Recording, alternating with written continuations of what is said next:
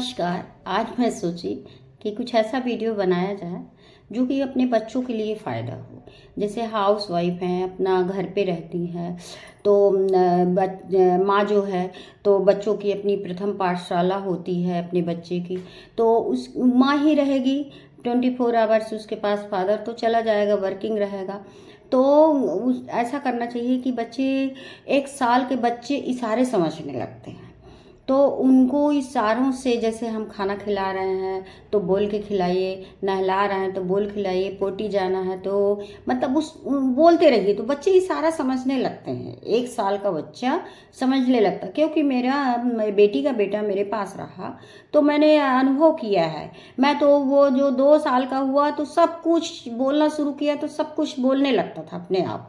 जैसे कोई आया, please come sit down, please sit down, ऐसे कुछ भी बोलना उस बच्चे को तुरंत समझ में आ जाता है। इसलिए मैं सोची कि थोड़ा ऐसा वीडियो बनाऊं कि जो उनके साथ रहते हुए और काम करते हैं, खिला रहे हैं, कर रहे हैं, जो जैसा कि मैंने बताया।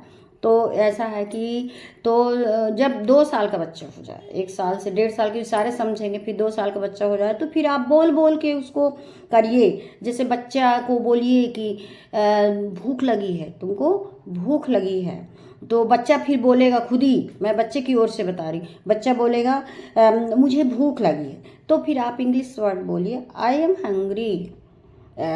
बच्चा बोलेगा कि तुम बोलो, रिप्लाई दो बच्चे के लिए, इस तरह है बोलना है ना। खाना बोला मुझे भूख लगी है, तो फिर हम क्या बोलेंगे उससे, फूड इज रेडी, मतलब खाना आपका रेडी है, बच्चे को बोलना पड़ेगा। और खाना खा रहा है तो हमको बोलना है आराम से खाना खाओ, ईट योर फूड कंफर्टेबली बोलना है। बहुत बड़े बड़े सेंटेंस तो नहीं समझेंगे, पर जैसे जैसे उसके साथ में बोलने लगेंगे तो फिर ऐसा आएगा कि 3 साल का बच्चा इतना मैच्योर हो जाता है कि सब कुछ बोलने लगता, समझने लगता है। पानी पी लो, जो हम बोल रहे हैं, ड्रिंक ड्रिंक ड्रिंक वाटर, वो पानी पीने को मांगता है, ड्रिंक वाटर। फिर इसका इंग्लिश भी बोलिए आप, है ना। पंखा पंखा चालू कर दो, पंखा चालू कर दो, switch on the fan, switch on the fan, मतलब इंग्लिश बोलिए उसके पास। जब वो हिंदी से हमको बोलता है हमसे, तो हम उसको रिप्लाई इंग्लिश से देंगे, है ना, तो बच्चा एकदम समझने लगेगा। अपना होमवर्क करो, हमको बोलना है कि अपना होमवर्क करो, तो डू योर होमवर्क, तुम अपना होमवर्क करो। मुझे नींद आ रही है, आई एम फीलिंग स्लीपी, मतलब हम बोल रहे हैं उसका वो हिंदी से मुझसे बोला, मैं उससे इंग्लिश से रिप्लाई दे रही हूँ, तो उसको समझाना भी हिंदी बोल के और फिर ये करके, है ना। हमको बोला, बच्चे को बोला लाइट बंद कर दो, turn off light, turn off light, ऐसा करके उसके सामने बोलेंगे तो हमको भी अच्छा लगेगा, उसको भी अच्छा लगेगा। अब सो जाओ, now go to sleep, now go to sleep, सो जाओ। अब सुबह जल्दी उठना है, get up early in the morning, मतलब get up early in the morning, जल्दी सुबह उठना है तुमको, सुबह जल्दी उठना है, जल्दी उठो।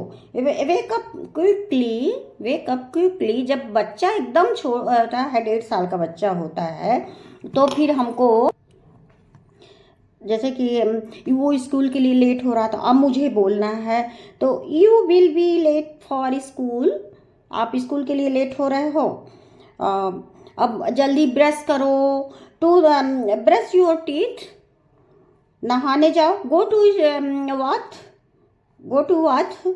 ऐसे कपड़े पहन लो, गेट ड्रेसेस, कपड़े पहनो, अपना नाश्ता कर लो, हैव ब्रेकफास्ट, रोड पर देख कर चलना, walk carefully on the road, मतलब बच्चे को बार बार रिपीट करोगे आप तो वो जरूर समझने लगेगा, है ना। दरवाज़ा बंद कर दो, close the door, close the door, ऐसी इंग्लिश वर्ड आप उसको प्रयोग करिए, तो आप बहुत जल्दी बच्चा समझेगा। सब ठीक है, everything is fine, everything is fine, सब ठीक है। ध्यान से सुनो, लिसन केयरफुली, मतलब ध्यान से सुनो, केयरफुली, है ना, लिसन केयरफुली, ध्यान से सुनो। कमरे में झाड़ू लगा दो, स्वीप द रूम, कमरे में झाड़ू लगाओ, साफ करो। मैं थक गया, आई एम टायर्ड। बस बार बार यही उसके बच्चे के लिख तो सकता नहीं, अभी छोटा है, तो बार बार यही रिपीट करना है आपको। अब जैसे टीवी के लिए, डोंट वॉच टीवी बेटा, डोंट वॉच टीवी, 2 बार 3 बार करिए उसको। और बस यही उसको इशारे से बात करिए कि वो आपका 2 साल का बच्चा, 2.5 साल का बच्चा फिर इतना समझने लगेगा कि हम क्या बताएं आपसे, इतनी मेहनत ही नहीं करनी पड़ेगी फिर बाद में स्कूल जाने लगेगा। तो यही प्रथम पाठशाला माँ, घर की माँ होती है। और दादियाँ रहती हैं, अब रिटायरमेंट के बाद बच्चों के पास रहना पड़ता है, तो दादी को भी पढ़ाना चाहिए, करना चाहिए, जो जितना जिसके है क्षमता, पढ़ा नॉलेज है।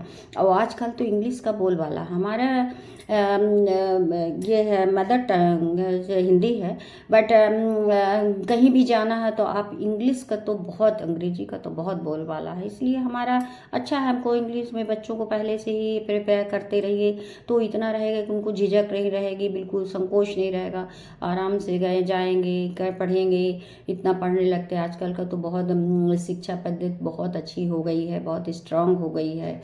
तो इंग्लिश इसलिए हमारे एमपी वगैरह में तो और ज़्यादा कम इंग्लिश का वो है, बच्चे नहीं समझते हैं। हम देखते हैं आसपास के बच्चे जो रहते हैं 10th के 11th के, उनको इंग्लिश आती नहीं है, इंग्लिश मीडियम स्कूल में एडमिशन ले लेते हैं।